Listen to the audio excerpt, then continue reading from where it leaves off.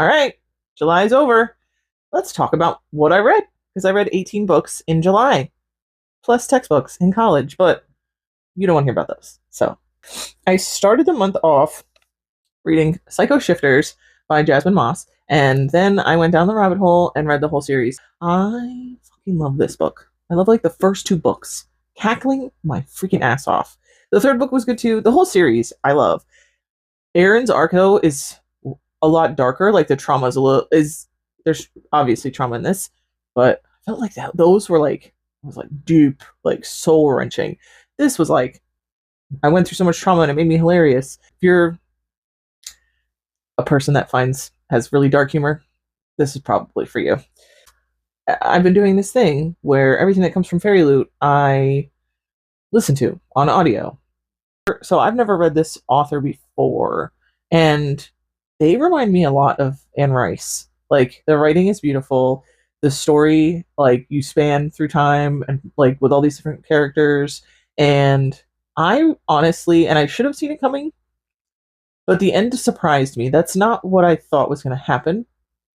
And anytime an author can do that, I generally am like, okay, that's a good book because I guess I should have seen it coming, but and it's going to sound terrible, but I didn't, and it's going to sound weird. I didn't actually like any of the characters. I understood them, but I didn't like them. And so what happened at the end made me like go, oh, because I was not expecting that. Oh, then after I finished Bare Bones, I decided to listen to Tusk Love because I don't know. I have no connection to the universe that it comes from, and I just knew about the whole fan fiction or like the lore behind it from Pinterest fan art randomly. And I was like, I want to read it. I want to see. This story is so cute. Grumpy Sunshine, they're traveling, he rescues her, she's got magical abilities, there's secrets. It's a good fluffy read. I enjoyed it. I was really into Oscar though. He's lovely. Oh, then we read Shield of Sparrows for book club, and it's okay.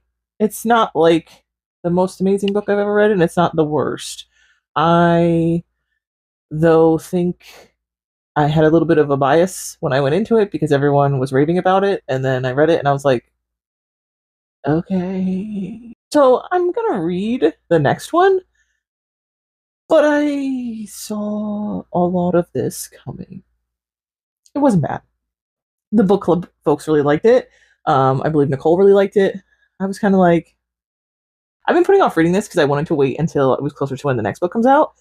And the next book's not coming out until fucking spring of 2026. So I was like, let me just read it. So I picked this up. The special edition is gorgeous, and I read it finally. I had read the first three, but I needed to read this one.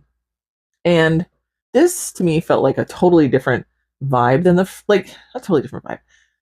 There was so much happening in here, and I think I was frustrated because she was separated from her dudes for, like, most of the book. And some wild shit happened though that had me like screaming and texting Nicole, and I don't want to spoil anything, but there's always wild stuff that happens in these books. So I'm excited for the next one because I think we'll finally get some much needed alone time with Kel because I think it's his book.